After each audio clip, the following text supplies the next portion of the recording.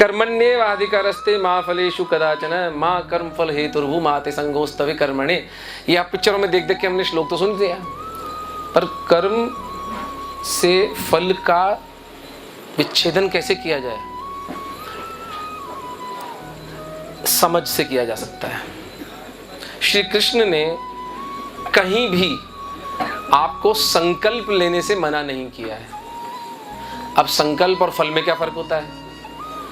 संकल्प होता है एक आंतरिक भाव कि मैं अपनी प्राकृतिक ऊर्जा का नियोजन समाज में यह काम, अमुक काम करने के लिए करूंगा। यह हुआ संकल्प। इस संकल्प में ईश्वर तत्व मेरी सहायता करे, यह आएगा समझ से। लेकिन आप 5 साल के, 10 साल के, 15 साल के बच्चे से जिसको पीएमटी क्लियर करना है, जिसको आईआईटीएन बनना है, उससे तो ये संकल्प वंकल्प की बात नहीं कर सकते ना। वो तो फल की इच्छा से ही करेगा, करना भी चाहिए। लेकिन हम जब, जो शुरू में हमने बात की थी चित्त के विकास की, क्या पूरा जीवन हम फल की आकांक्षा में कर्म करते चले जाएंगे, या कोई एक स्थान ऐसा आएगा जहां हमको फल की निरर्थकता भी समझ में आने लगेगी? जैसे एक उदाहरण जो बहुत मेरे हृदय को प्रिय है, हिटलर, एडोल्फ हिटलर 2.5 करोड़ लोगों की मृत्यु का कारण बना था। उसे एक एंटाई क्राइस्ट कहा जाता है, संसार का बड़ा एक खलनायक कहा जाता है। यह हिटलर जब छोटा था तो एक अंधे कुएं में जर्मनी में गिर गया था, और एक सज्जन ने अपनी जान पर बाजी लगाकर उस बच्चे को, हिटलर जब बच्चा था, उसको उस अंधे कुएं से निकाला था। उस दिन वो व्यक्ति, हिटलर को बचाने वाला व्यक्ति, उस समाज का हीरो था। अखबार में फोटो छपी थी कि एक आदमी ने कुएं में उतर के एक बच्चे की रक्षा की। उस बच्चे ने जाकर के आगे जाकर 2.5 करोड़ लोगों की हत्या की। अब वो व्यक्ति हीरो था या विलन था? कर्म की गति गहन है। कबीर जैसे महात्मा भी कहते हैं, अपने कर्म की गति मैं क्या जानूं, मैं क्या जानूं बाबा रे। कर्म हम करते हैं, फल समष्टि से आता है। कर्म यूनिफैक्टोरियल है।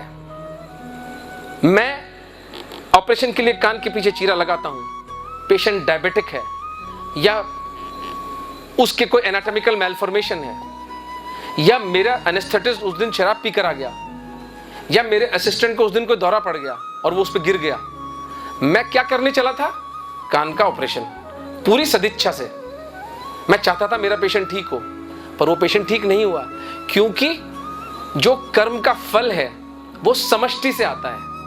कर्म व्यक्ति कर देती है, चूंकि समष्टि पर आपका कोई अधिकार नहीं है, इसलिए श्री कृष्ण कहते हैं कर्म के फल से विमुख हो जा, क्योंकि कर्म का फल तेरे पोर्टफोलियो में नहीं है।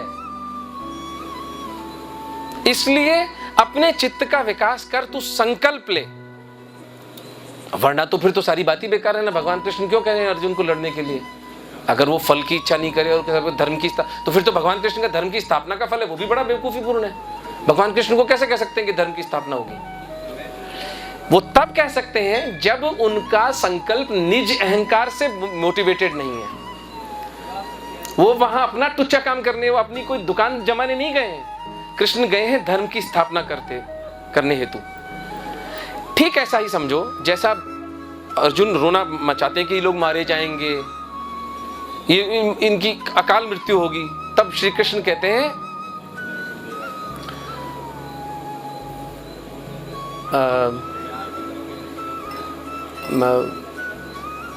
प्रज्ञावादंश्च भाससे, तू बड़ी बड़ी बातें करता है।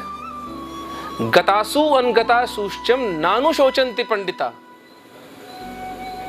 ये पोर्टफोलियो जीवन और मृत्यु का तेरे हाथ में नहीं है, तू इनकी मृत्यु का शोक नहीं कर सकता। इनकी मृत्यु कब और कैसे होगी ये निश्चित है। तू ये गलतफहमी मत पाल कि तू इनको मार रहा है। आपको बात समझ में आ रही है मैं क्या कह रहा हूं? फल आपके हाथ में है ही नहीं, ये एक रियलिटी है। आप सोचते हैं कि आप मेहनत करके पीएमटी आपने पार किया, कितने बच्चे हैं जो इतनी मेहनत करते हैं और नहीं पीएमटी में सिलेक्ट हो पाते, वो आत्महत्या कर लें।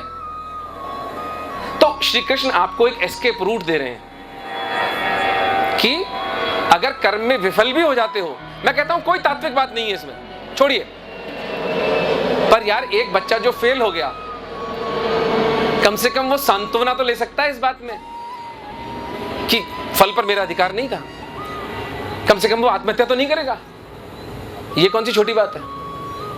तत्व रूप तो बाद में पहुंचेगा कि यार मेरा डॉक्टर ना बनना ही शायद अच्छा था, हो सकता है वो वैज्ञानिक बन जाए, हो सकता है वो कोई ऐसी खोज कर दे जो समाज का और भी ज्यादा भला कर दे। कर्म और फल का विच्छेदन गीता की सर्वाधिक अगर मुझसे पूछा जाए तो प्रामाणिक उपलब्धि है, क्योंकि कर्म कितना हल्का हो गया, कर्म शुद्ध हो गया, कर्म मात्र कर्म रह गया। जैसे ही फल से मुक्त हुआ कर्म, वो बोझ खत्म, उसकी कीमिया, उसकी एल्केमी बदल गई। वो कर्म आपको बंधन में नहीं डाल रहा, वो कर्म आपको मुक्त करके जाएगा। यही कर्म योग है। योगः कर्मसु कौशलम। आशा करता हूं आपको उत्तर मिल गया होगा। धन्यवाद।